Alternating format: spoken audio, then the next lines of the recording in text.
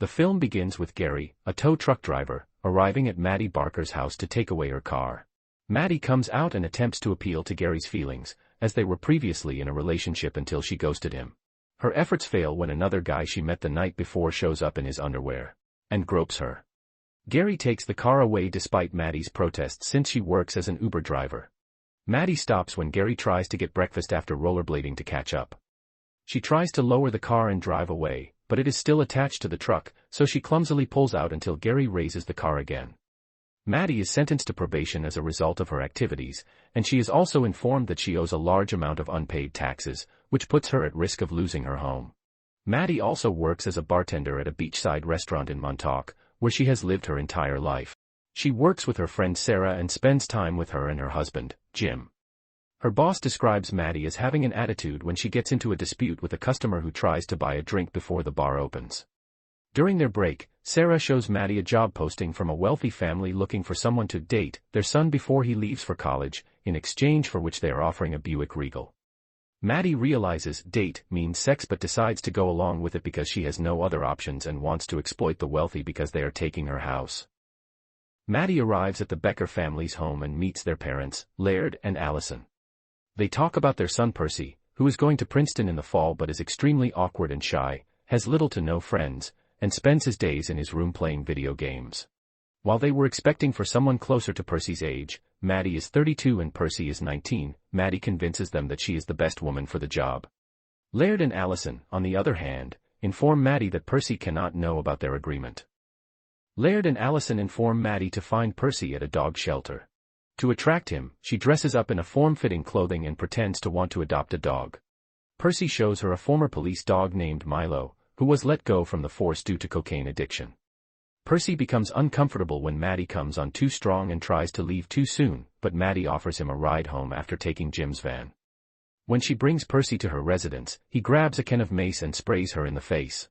After Maddie tearfully confesses that she only thought he was cute, Percy says he simply wants to go on a normal date, to which Maddie accepts. Maddie then returns the van to Jim and Sarah, telling them that Percy is unfuckable. Maddie takes Percy to a bar where she knows the waiter and orders him a Long Island iced tea, which he disliked. Travis appears, claiming to have previously dated Maddie. He proudly shows his wedding ring and declares that Maddie leaving him was the best thing that ever happened to him, warning Percy not to become connected to her.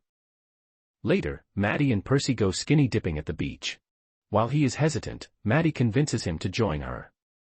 Moments later, 3 drunk youths arrive and steal all of their clothes, which contain their wallets, phones, and keys, so Maddie emerges from the water completely naked and fights all 3 teens before they relent and give her their belongings. When Maddie returns to the ocean, Percy informs her that something is wrong with her. She starts to drive away, but Percy remains nude and demands his phone back.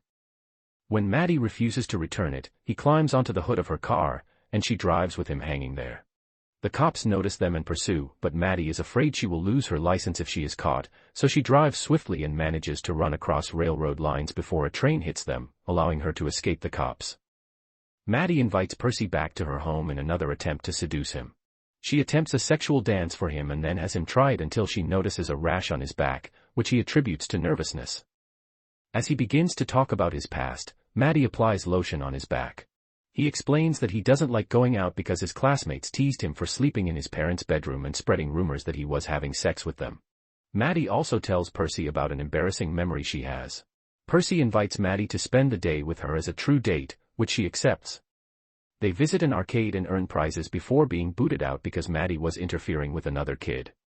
They stop near the lighthouse, where Percy asks Maddie to kiss her, which she agrees to, though he finds it awkward. She also tells him that she has never left Montauk and has lived in the same house as her mother because her father gave it to them along with some money so that they would not disturb him or his new family. They then go to meet Percy's old nanny, an adultman named Jody. He feels something is wrong with Maddie, but she simply responds that he is creepy for being a nanny to a teenage boy. Doug Kahn, a former classmate who is now a realtor and wants to sell Maddie's house for full price, comes up at her house. Maddie rejects him because she still wants to keep the house. Later, Maddie and Percy go to dinner at an expensive restaurant as part of a little prom date because none of them attended their proms. She urges him to play the piano after he expresses his ability, so he walks up and performs the song, Man-Eater, for the entire restaurant, to which he receives cheers and applause. Maddie is similarly impressed. Natalie, a girl from Percy's school, then comes up to applaud him and states that she will also be attending Princeton in the fall. Natalie invites Percy to a party for other Princeton-bound students, but Maddie stops him from attending for concern that he may sleep with Natalie or another female. Despite Maddie's worries, Percy expresses his desire to go. The two take a limo to the party, and Maddie looks for Percy, having to pass among arrogant teens who believe she is too old to be there. Maddie ultimately discovers Percy in bed with Natalie, but he is sick after drinking and taking an ibuprofen. She tries to make him throw up until the parents of kids throwing the party enter and inform Maddie that she must leave. Percy tries to defend her, but ends up accidentally hitting Maddie in the throat. After they leave, Percy thinks he's ready to have sex with Maddie in the limo, but when he tells her he loves her, she realizes he's too drunk and refuses. Laird and Allison observe that Percy has become happier and sociable, which he credits to his new girlfriend. Percy, on the other hand, informs them that he will no longer be attending Princeton because he wants to be closer to Maddie. Allison calls Maddie, who is having second thoughts about her job. To keep Percy from skipping Princeton, Laird promises her she may take the automobile without continuing the relationship.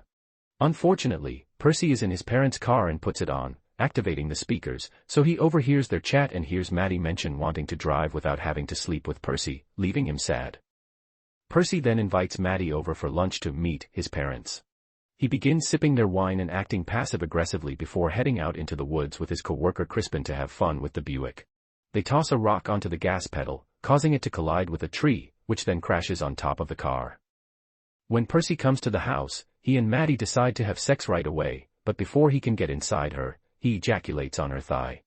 He claims to know everything and does not want to see Maddie again, saying that she will spend the rest of her life in Montauk.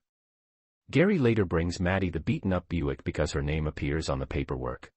She is obliged to continue driving for Uber in her messed-up car, while Percy returns to his room and video games. He also does not reply Maddie's texts or phone calls. Maddie celebrates with Jim and Sarah after finally raising enough money to restore her car and pay off her taxes, but they tell her they are going to Florida for the sake of their kid. Sarah is pregnant. Maddie is upset when she realizes she will be alone. Maddie later approaches Doug and decides to take up his offer to sell her home. She sells it to Jim and Sarah so they can stay and raise their kid there, and she prepares to move to California. Maddie discovers Percy is attending a Princeton mixer and tries to see him. He still refuses to speak to her, despite her attempts to explain herself. She jumps onto the hood of his car, as he did to her, and he drives away with her hanging on. They end up driving past a beach, where Maddie sets fire from a barbecue grill before Percy drives into the water. He panics and searches for Maddie before they exchange heartfelt apologies. After they reconcile, Maddie announces that she is heading to California, which Percy is pleased about. He also claims that losing his virginity to her, despite the fact that it is not. On the day of his departure for Princeton, Percy packs his bags and says farewell to Laird and Allison. Maddie arrives to drive him there before leaving for California, and she surprises him by revealing that she has adopted Milo.